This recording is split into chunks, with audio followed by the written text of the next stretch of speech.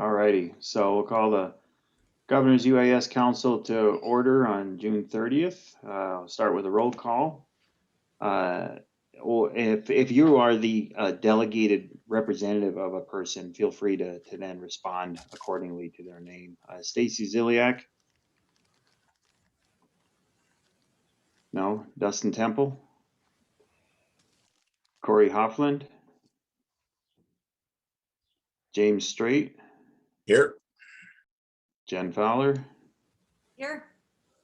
Mike Bosman? Here. Paul Sapaniak? Steve White? Here. Wes and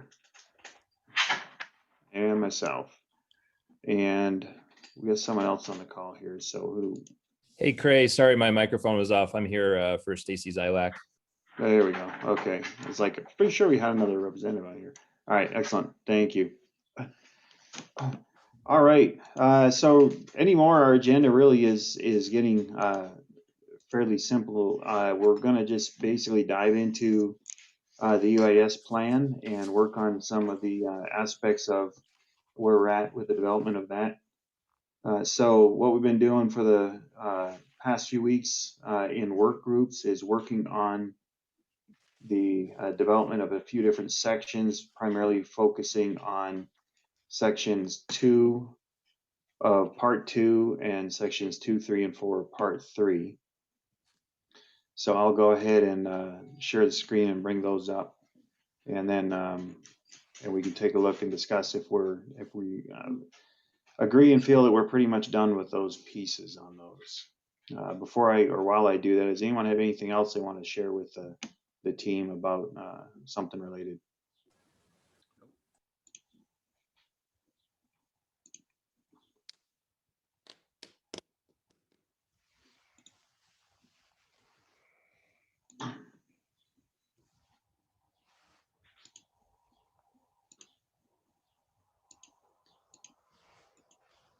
We got a few different screens going here, so give me 1 second. I think we're about there. All right.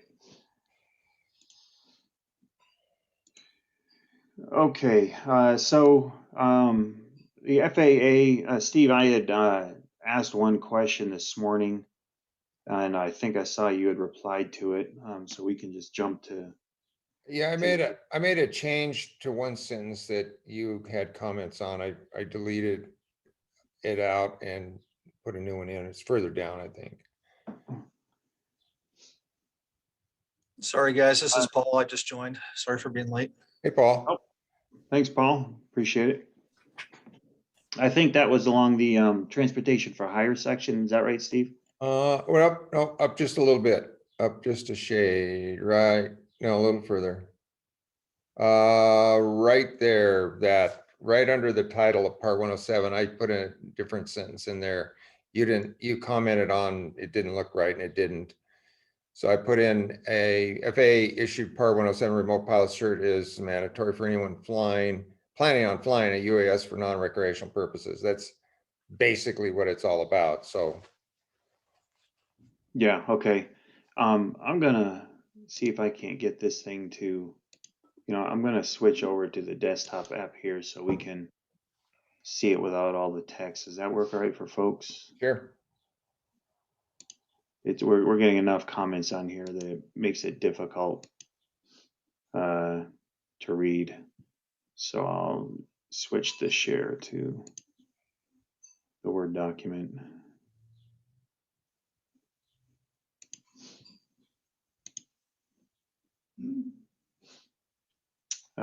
Okay, and the two areas that I had, and that's good. I appreciate you doing that, Steve. So what I did, the only tweaks I made to this was I added a couple verbiage to focus more on our recommendation to state agencies.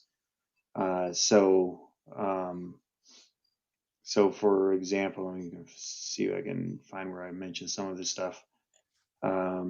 Like right here under airspace authorization, state agencies and the personnel must follow all appropriate ATC regulations regarding waivers. Some of this, I didn't want to delve into the operational guidance, but I thought, we're talking about all these things from the FAA, to give the point of why we're going into these things.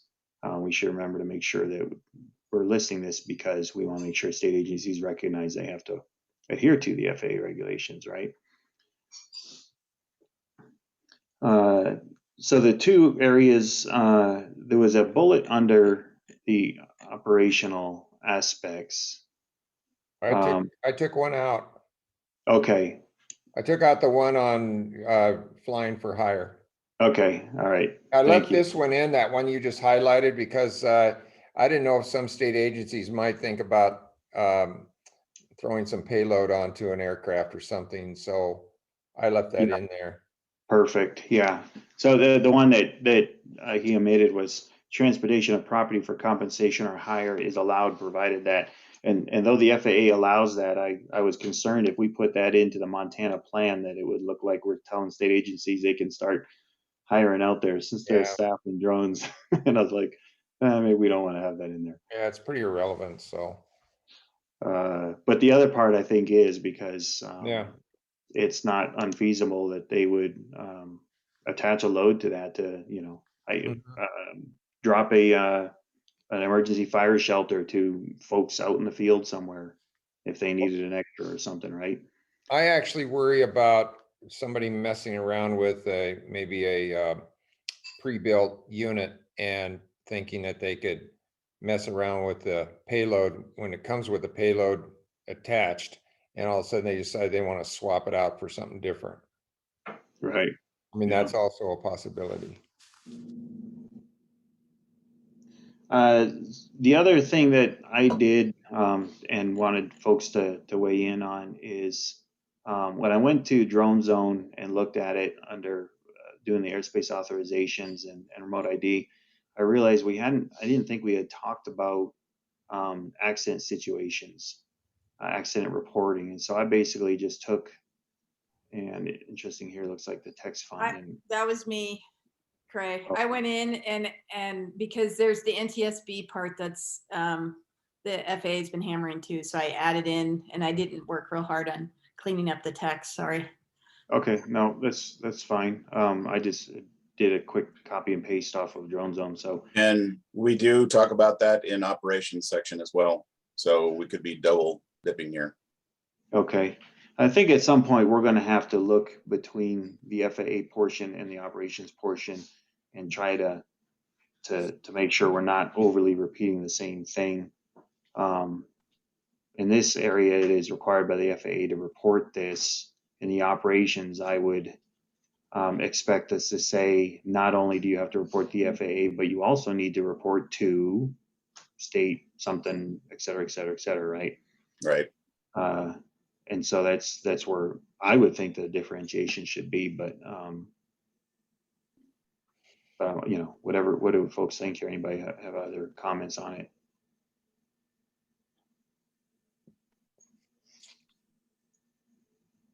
What's the NASA form? I'm not sure. Yeah, Jen, what is that? That's that form is you don't get in trouble. So if you have an incident, let's say doesn't qualify as an accident, but a way to learn a little bit more about issues occurring in the sky. And the FAA has been sort of pushing that recently too, because they're trying to, it's the same form that pilots use, to learn from each other's mistakes that don't necessarily qualify for some kind of accident that you're maybe get a fine. So it's a way to collect more data on how UAS are being used really, and some issues they're running into so we can learn from each other. So I thought I'd throw that in because it is kind of a nice database to figure out, if someone is consistently having problems with an aircraft, it's a good place to go look and go, oh, I see why I'm having some of these problems. Others are having some of the same issues. Could we have that defined someplace, or a web link to further information on it or something like that? Just to I mean, just like an asterisk on it, maybe at the bottom or something like that. That'd be good. It's a good idea. And what NASA means. Okay, so I see what you did here. You had mandatory reporting, and you needed voluntary reporting. Yeah, and I think it'd be good to flesh that out a little bit more. Yeah, I like that though. Voluntary is and what that form is and what the purpose is. And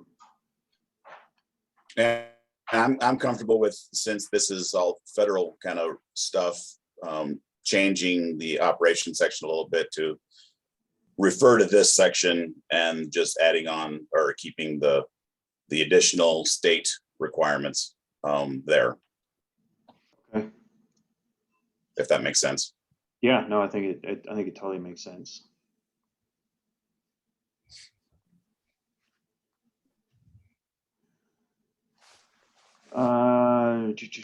Jen, just help me out here. Do we define NTSB somewhere in the document ahead of where you threw it in here? I doubt it. And I just threw the link to the NASA site in the chat. Oh, great. Okay. Oh, yeah. So we can, so we'll tweak this section a little bit and refine or help define what Jen put in there. Those are the only things I had on the FAA regulations. Other than that, I think we've got it in good shape. Anybody else have any thoughts or comments on it? Great addition on the accident reporting. I think that's really important. And I think the positioning of it is good because I think, if I remember right, I think in part 107, it kind of at least in the narratives on it, accident reporting is kind of towards the tail end of everything anyway. So this is, I think it's good organization. Okay. Do we know, is there some requirements that I'm assuming UAS might fall under for the state of Montana for accident reporting with aircraft?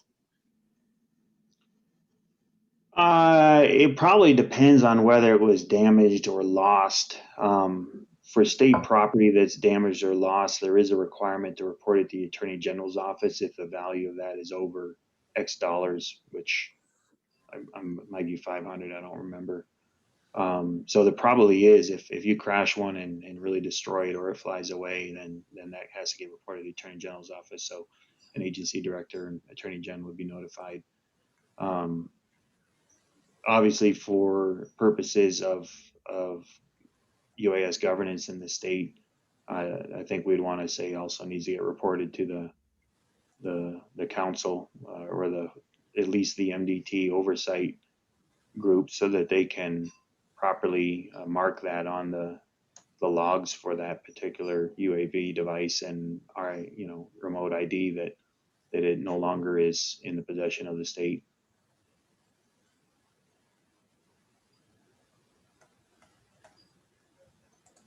So we'll probably need to make mention of some of that in the operations section, James.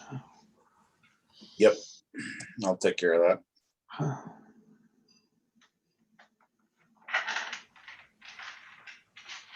Okay, so Jen, did you want to add a little bit on those pieces to finish up what you put in the accident reporting, or did you want me to do that? Either way, I literally threw that in the last like 10 minutes before we started the meeting. So sorry. Okay. No, that's fine. I'll let you work on cleaning it up. I can do that. I was like, wow, this isn't the way it looked like when I. I'm messing with you, Craig. There you go. All right. So other than that, I would propose that this section is pretty much draft final. Any thoughts from the community members on that? No, I like it. Looks good. Anyone think otherwise? All we need to do is, like Jen mentioned, just bring into accord the fonts and things like that. And that's the other thing too, we kind of need to be working on too, is that the general design of each of the sections, there's continuity in terms of what the font is for the title and indents and things like that. So Yeah. So I was just thinking, okay, how do we want to put this? Oh shoot, I did this earlier too. It's not what I want to do. I gotta wait for it to open so I can close it again. Yeah, okay.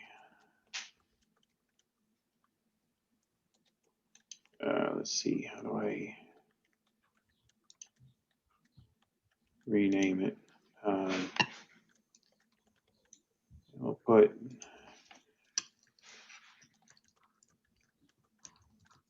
Yep.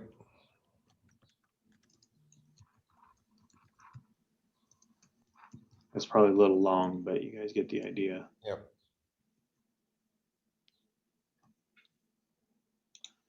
Because there'll be what I envision is a final read through of all the sections to make sure the continuity and flow goes well, and then we haven't put in two places and all, but otherwise, pending those final tweaks on the accident reporting, I think we're pretty good on that section.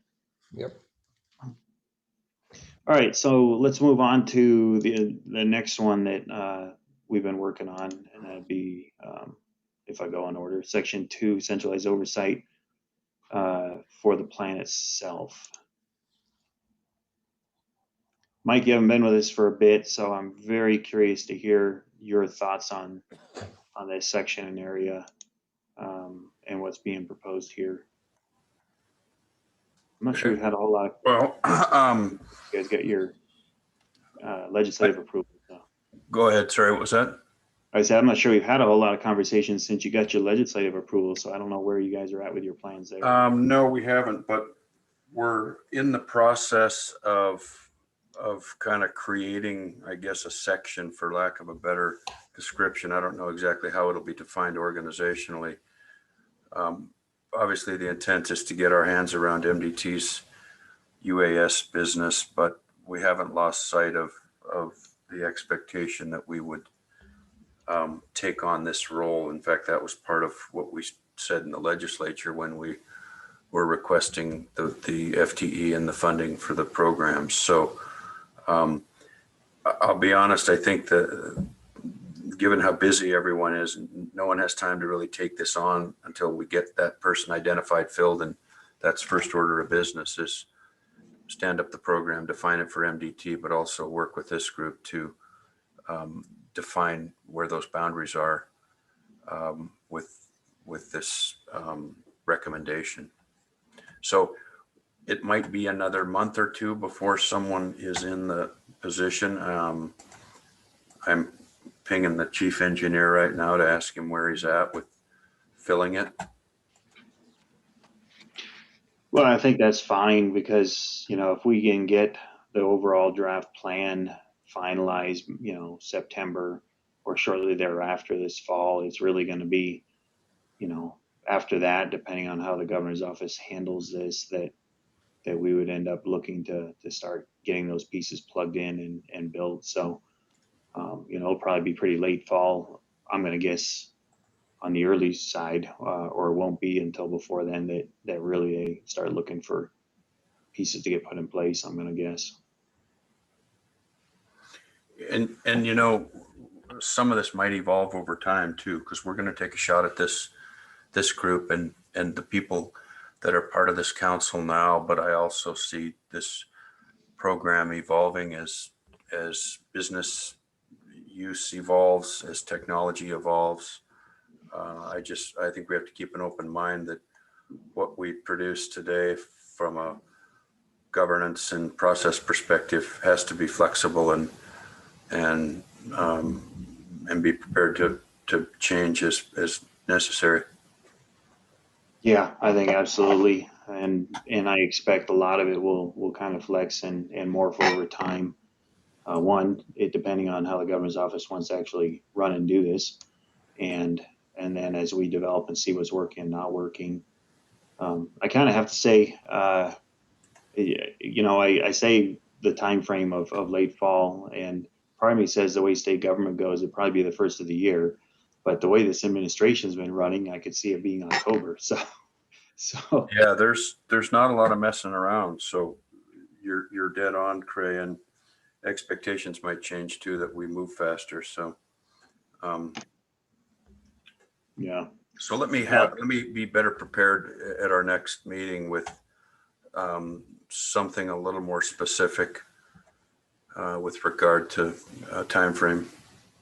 Yeah, and I'm not as concerned about that right now. I think that ultimately what we need to have is a structure being put in place, I would say definitely by the next legislative session, maybe even by next summer for, because I imagine the Legislative Audit Division is going to be looking to report on their audit from a couple years ago to either an interim committee or certainly by the time session comes, they're going to want to have something to show what the state did with their audit. So that's probably whatever time frame they're going to look to report on is probably the time frame that's going to be one of the more pressing ones. But Yep, absolutely. So in a nutshell, what we put together is a recommendation for a more permanent board or council. Jen, I did reword this text a little bit. And I made it a little more generic just because I wasn't totally clear in my mind how all the different boards and councils are established. Some are in statute, others I think are designated by the governor. And so a lot of them I think exist otherwise. So how that actually goes forward and who takes this, and one of the things we can discuss here is my thought was, there's going to be legislators looking at this. If we want them to manage the state's UAS program in a certain way, what would that recommendation be? And maybe they take this up and want to create that board in statute and then let the governor fill it as he does so many other boards and councils. Or maybe the governor's office says, no, I'm just going to do that here and we're just going to run in the executive branch. I'll let them kind of make that call. But so I kind of word it pulling out so much it's the governor's council and that we recommend a council or board be permanently established to give that oversight with MD. And I just took out the highlight of the suggestion and we just listed an MDT's UAS operations unit now would be our recommendation for the program that would help collect this and provide that information and management of it. Except for right down here at the end, I left this part because the governor does appoint them and I added appointed by the governor into that because I thought that'd be fairly important to make sure we include that piece and the authority piece that it comes under the governor's office. But overall, I think it's a good and solid recommendation. Oh, you snuck some more text in here and took it to the third page. I see that. I did. Sorry about that. You had a note, like we should put something else in. So literally this again was the last minute. It needs to be worked and governor's in there again. It's not great sentences, but I wanted a placeholder to go, here's what I'm thinking it could end with. Oh, that probably is a good thing is to mention the other states that we've seen. Yeah, and I wondered about this too of how to word that and what we're doing and why we're doing it that way. I was looking up higher. So no, that's fine. Let's finish it off with something like that. It's your text font that gives you away here. So Yeah. good. A digital footprint. My visual forensic audit tells me that Jen Fowler that is. You're gonna have to get better, Jen. I know I'm slacking. Yeah, you're sneaking stuff in and we can spot it. So once again, I have to do a contingent on Jen cleaning up her last minute additions. No, but I think I would recommend that we also mark this as ready for the final integration piece. Unless Mike, again, you said you guys even sold the legislature like that. So I'm assuming that MDT is supportive of this kind of recommendation. Yes. Okay. That was one of my overarching concerns was that you guys would be on board. Because obviously if you weren't on board, that would be a problem, right? What about anybody else? Any other thoughts for or against making this our recommendation for the oversight portion of the plan? It's good. Agree. This is Paul. Looks good.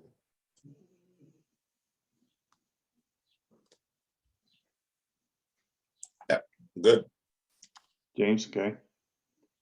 Did we lose? No, there he is. Sean, what about for your agency? All good here. Okay. Jen, I'm going to assume you like it since you wrote it. Good assumption. Jen's gonna vote against her own. That's happened. Okay, sounds good. All right, so let's clean up that last, we'll clean up that last language and then mark that as well.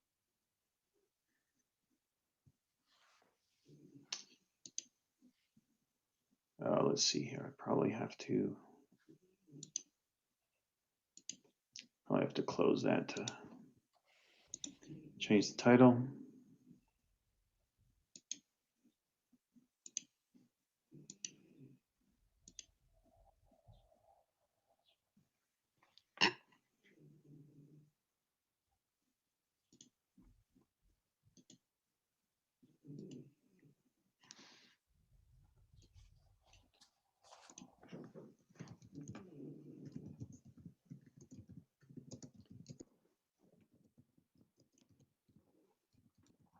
I forget how I worded that beforehand, but I'll double check, try to get cleaned up and consistent.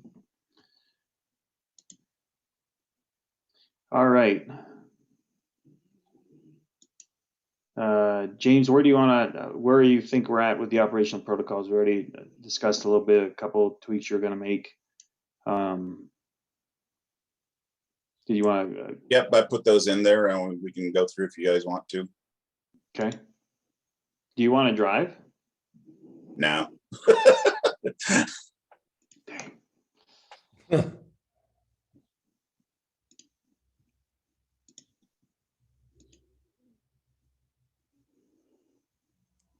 All right. You guys see that all right? Word document. Yep. All right. So where do you want to go first? Do we take care of things here? I see a maybe from Jen. yeah, so I wasn't here last week to know what you guys talked about, so I don't know if you went through this one at all. But I mean, basically where comments have been made to expand on stuff, I've added some text. So on this section 3, this first paragraph, that bottom portion, I think is what I added. Okay. And I think that kind of echoes something that we may have seen before, but that may be okay. Yeah.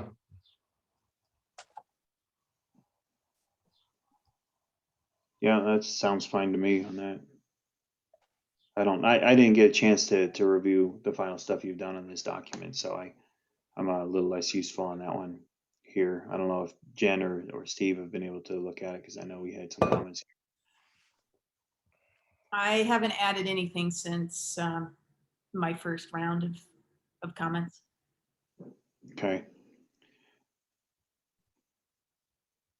Let's see, brief sentence. I gotta get my pictures here out of the way so I can read this.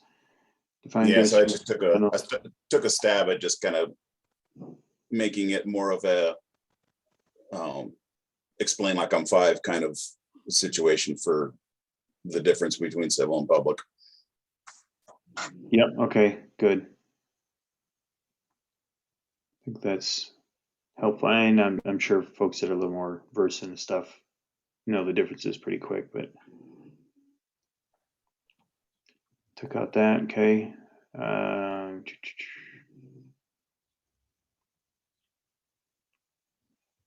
We did more on the waivers and authorizations pieces.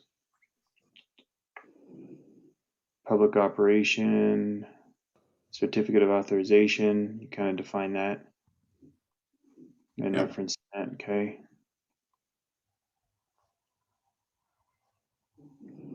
Let's see here.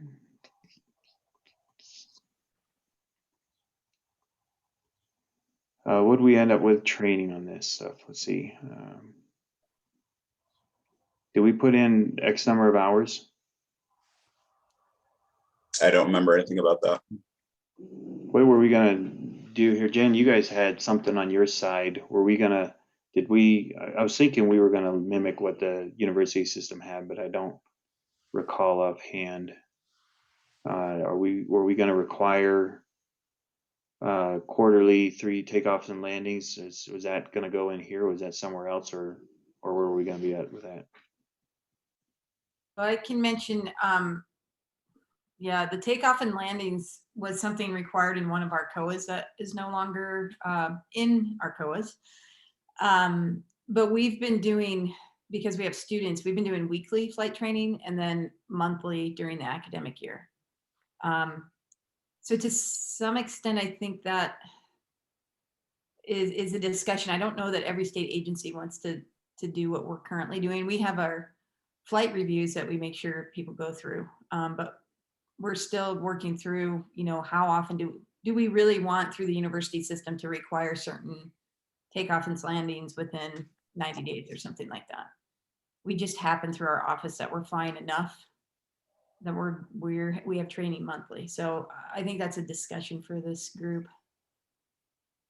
Yeah, I think that's the question. Do we want to just you just have to keep your pilot certificate valid, or do we actually say, no, to fly for the state, you gotta stay in practice. You gotta do this much every, 6 months or something like that. The other thing I'd throw out is there's a video now out through this group that I forget the name off the top of my head, but it follows our flight reviews too. And I think that's what we've been doing with students. It's kind of nice, even as a pilot myself that doesn't fly all that often anymore. Before I do field campaigns or I'm doing a mission for the university, I do go out and make sure my stick skills aren't completely rusty. So and again, I hesitate to put a timeline because sometimes for me it could be 9 months, but if I spend the previous 30 days before a mission, then I feel that I'm ready to go. So I guess maybe that's where I would suggest is, depending on how often a group is flying, look at how far ahead of missions they need to be prepared and not rusty. I've seen some discussion in forums and through conference talks that kind of one of the best practices that some of the commercial operators go by is that they make sure that they at least fly once every 3 months to maintain skills.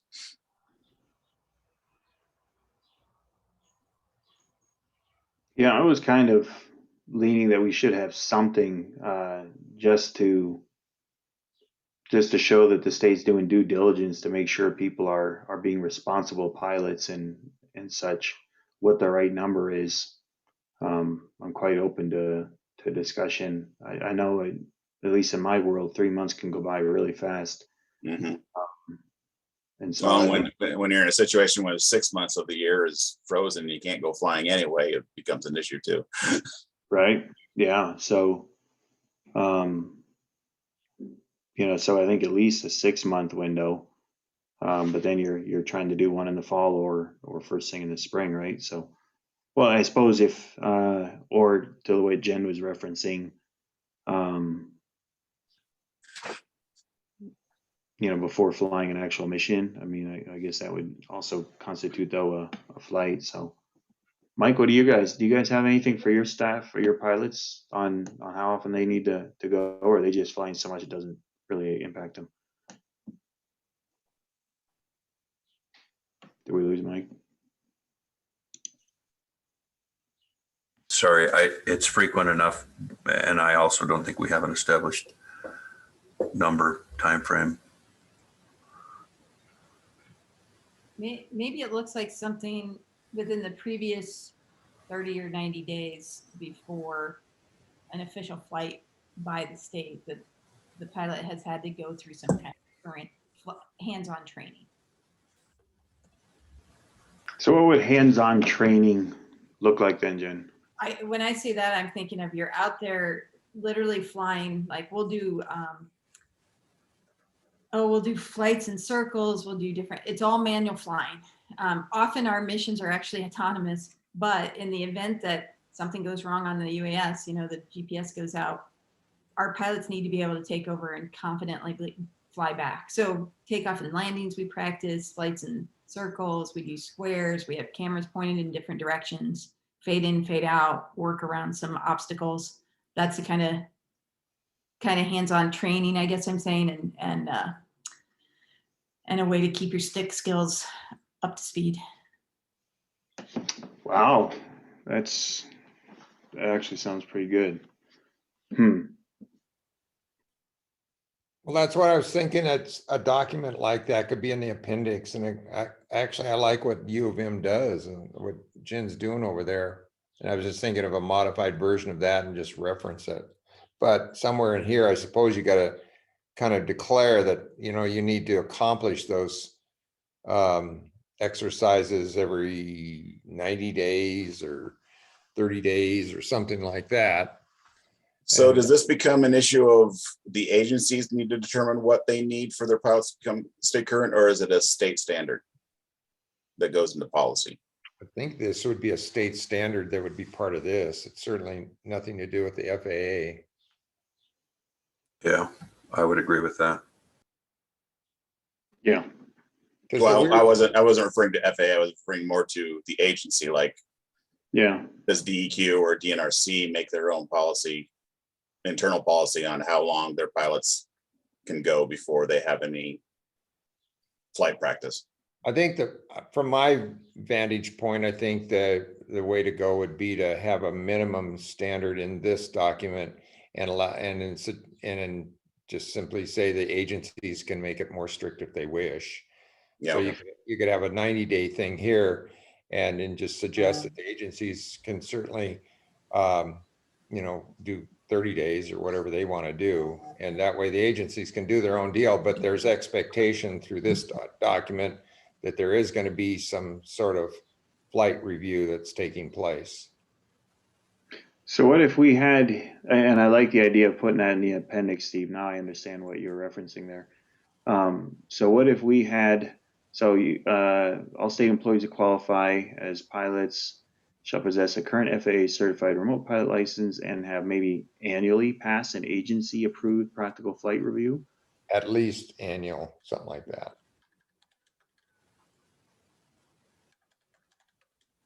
Because if an agency wants to do it more often, then they could. Right. Do that. Yes. Yeah, they certainly, and maybe we can add that, state agencies may require more frequent. Yeah.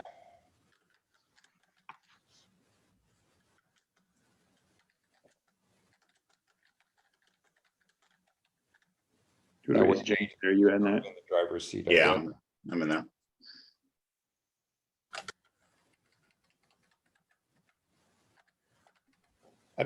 I think it's always strange when you really think about how you can get your Part 107 remote certificate and never have touched the sticks. I mean, it's, Right?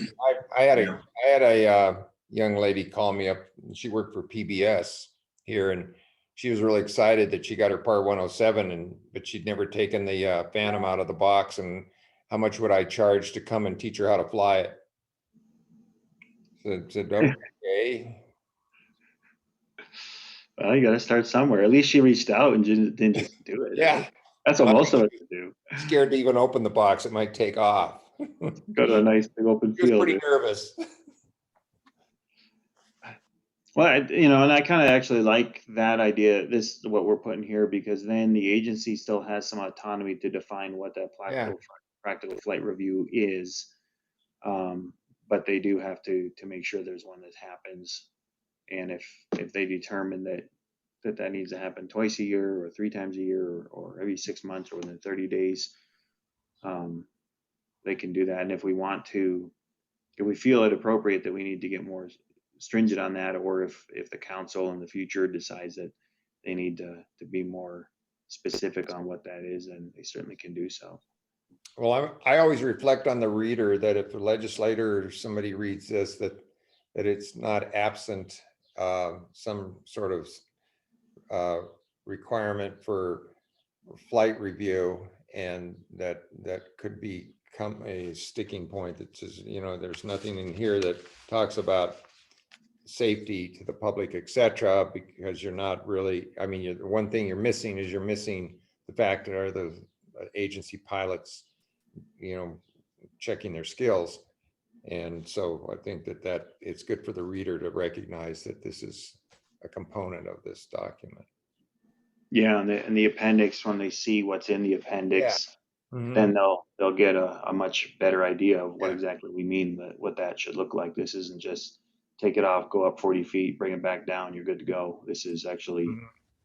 you And know. also, I don't know if it says, if there's suggestion someplace that should be recorded down someplace when they did their review, so that there's a record in the agency. I don't know if that should be in this section or should be in someplace else, but just so that there's a record that they did that review. It could be just as simple as putting it in their personal flight log that Yeah. this was a annual review. That's all I need. Yep. Yeah. Yeah, we could certainly mention that. And I think that was one of the items in the oversight one we just looked at that needs to be reported annually. The pilot training Yeah.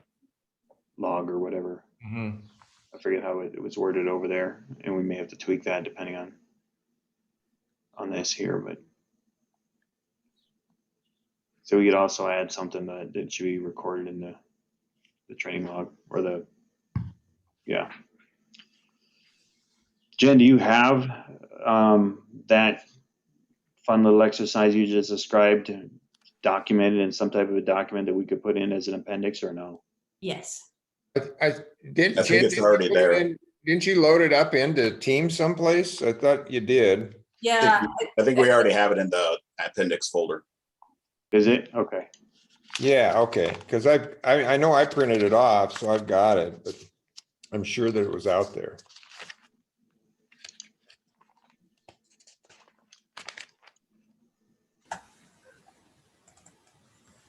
I was gonna try and do it, but it looked too Oh yeah. complicated. UAS pilot training. Yeah.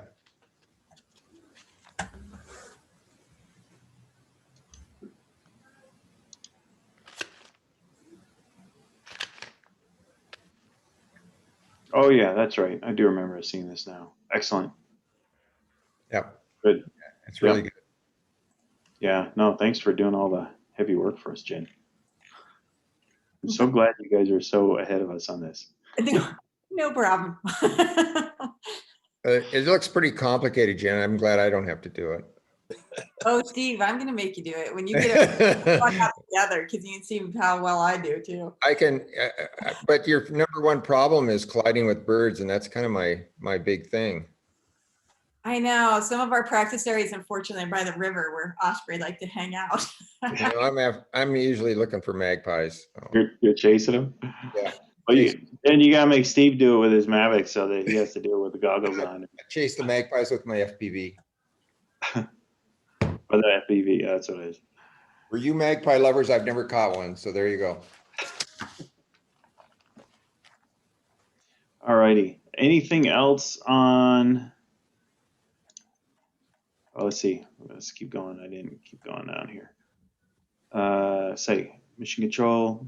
We have UAS program manager highlighted. Why is that? Good question. What is that? And able lead point of contact. I don't know. I'm not sure if that's actually what it's going to be called. I mean, if we want to settle on that title specifically, I think that's the only reason I had it highlighted. Okay. Oh, each state. Okay. Well, designated point of contact. Yeah. UAS program manager. Oh, that sounds fine to me. Do we Okay. define it anywhere else in here? I don't know. I didn't see it anywhere else. Let's flesh that out a little bit more and just clarify what that person is. Did each, because I think that's a good point that you or whoever wrote this, well, I think you wrote most of it. I assume you wrote this piece too, but that each state of Montana, entity, agency has a designated point of contact or responsible party. That's in line with other things, right? So agencies are supposed to have a designated IT security manager. Mm-hmm. And such. So for having a UAS program manager, that's probably a good one to have in there so that we know we have a name of someone to contact. If, let's say the governor's office gets a complaint about a flight of a drone operation, in Weibo or something, then once we figure out who was doing the flight, we can contact that program manager and say, hey, what happened here?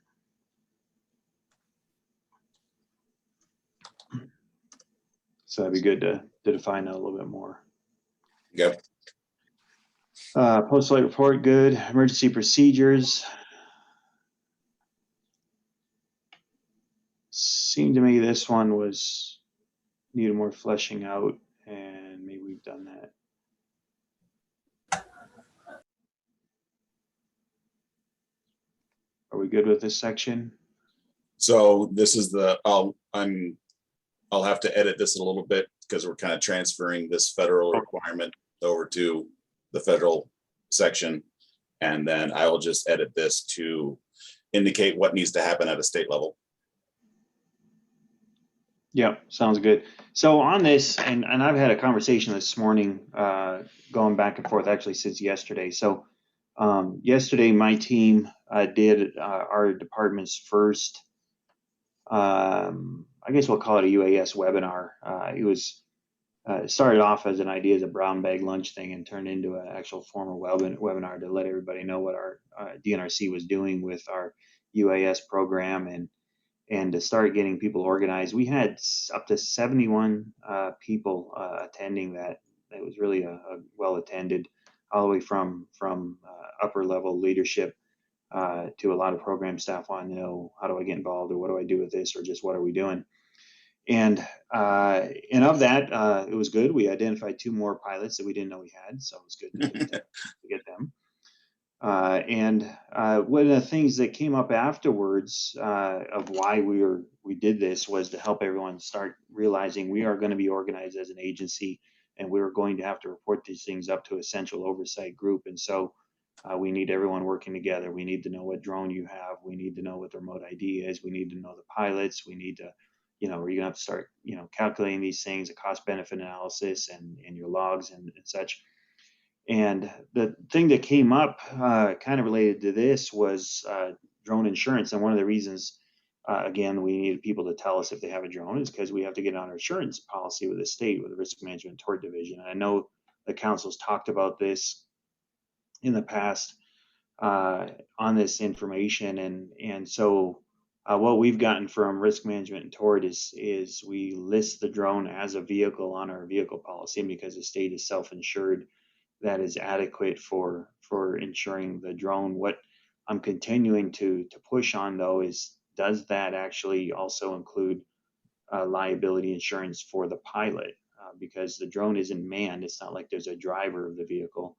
But from, I think, our perspective, we would say the pilot is driving, the remote pilot is driving that vehicle. And is there needing to be obviously liability insurance for anything the drone hits and damages, but what about for the pilot flying it?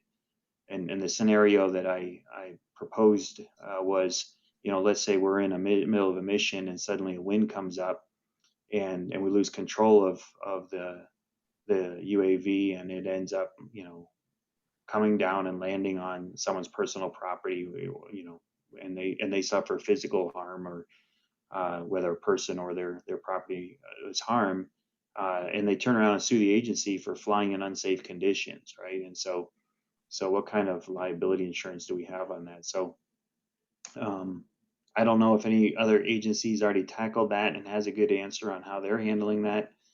I haven't checked with our aviation bureau to see what they have there, but I'll have to circle back to tell people what we're finding out on that. But it's kind of a question out there that I'm not sure many agencies have actually adequately addressed.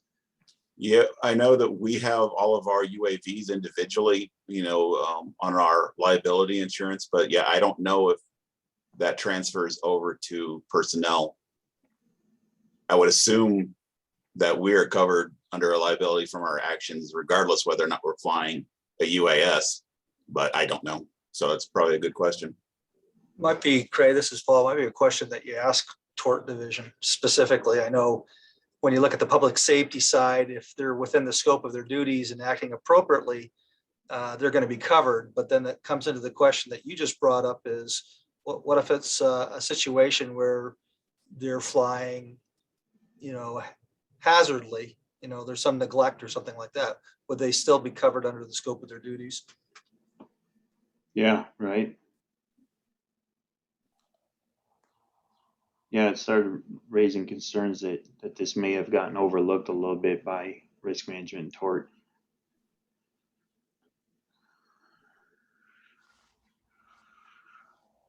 And Mike, I don't know if you guys, I know you guys fly a lot more and you may know better with the pilots, how they do that for other aircraft. I don't know if you have anything on that either or not.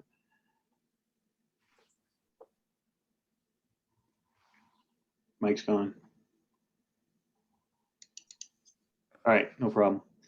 All right, so I'll try to make sure we follow up on that and see if I find out anything more to add to the discussion there. I saw it earlier too, I think up here on the accident piece for, no, this is the accident piece. I thought I saw it up here somewhere. I think it's post-flight. Was that where it was? Okay. So emergency procedures, accidents.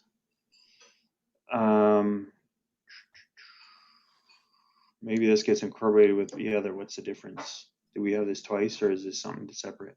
I think it just needs to get moved. Okay. Flight time and duty day.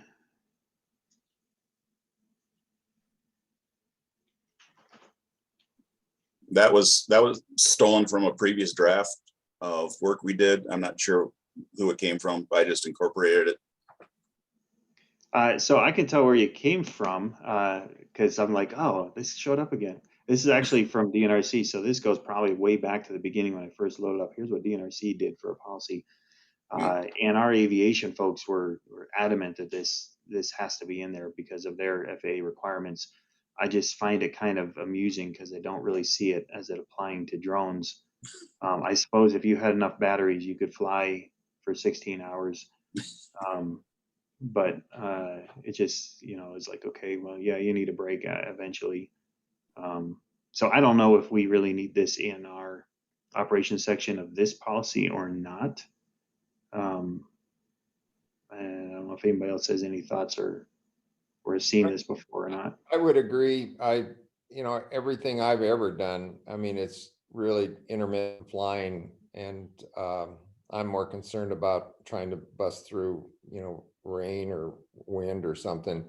But if I'm flying even for an hour project, sometimes it's not an hour in the air. It's maybe only 20, 30 minutes in the air. Normally, I think the agencies know how long it takes to do their work. So yeah, I don't know. I don't know if it's necessary. Now, if you were flying a gas UAS, then it's a different animal, but I think almost everything is probably battery. Oh, that's probably true too, because didn't that big one at Wes's have like a 7-hour flight time? 15. 15?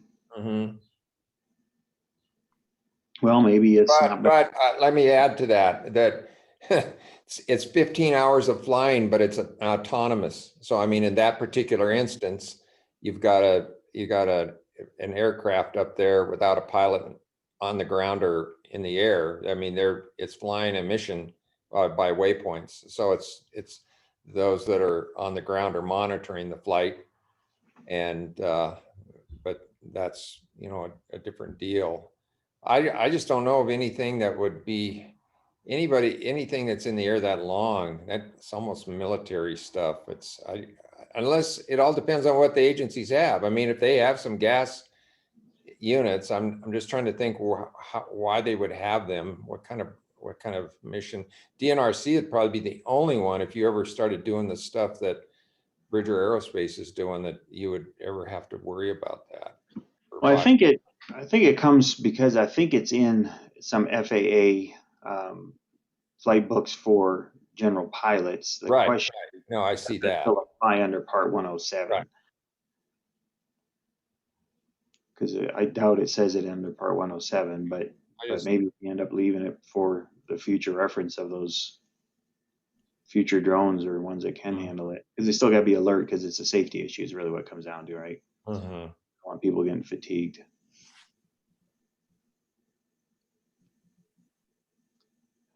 State reporting. How much more do I have here? I can see my scroll bar.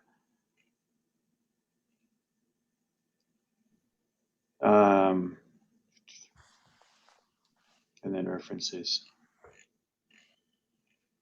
Any other comments or thoughts people have on this document?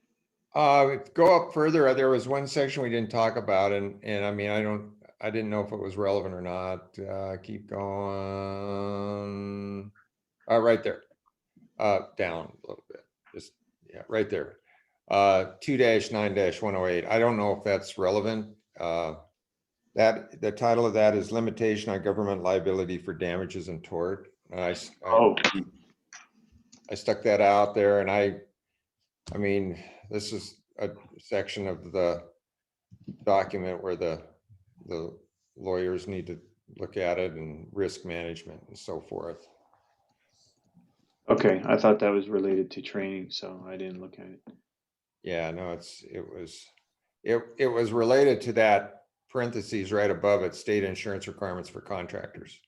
Yeah, okay. And so the insurance should dovetail with the limitations for damages and tort. But again, I don't know if that section of law is relevant to what we're talking about. So, but I think you commented last week that what the requirements are for contractors to have insurance, and I think that might have addressed it. So I don't know. All right, well, we'll take a look. That out to add to it. All right, so I guess I'll propose, let's make these tweaks and changes and follow up on a couple of these things and come back to this one if folks are okay with it. Yep. We're out of our hour, and I have another meeting that's starting right now that I got to go lead, so I'm gonna have to close it down. Any other comments or suggestions folks have? Are we meeting next week? So the schedule will be. Oh, wait, I had the schedule. So what am I talking about here? June or July 7th, no meeting. July 14th, work group meeting. Okay, so the 14th, the work group meeting. So I'll make sure the invitation's out there. I will not be able to be attending that meeting myself. Could you include in an email to us of what sections you think we would want if we get together on the 14th that we should be doing? Yeah, so yeah, I can do that. So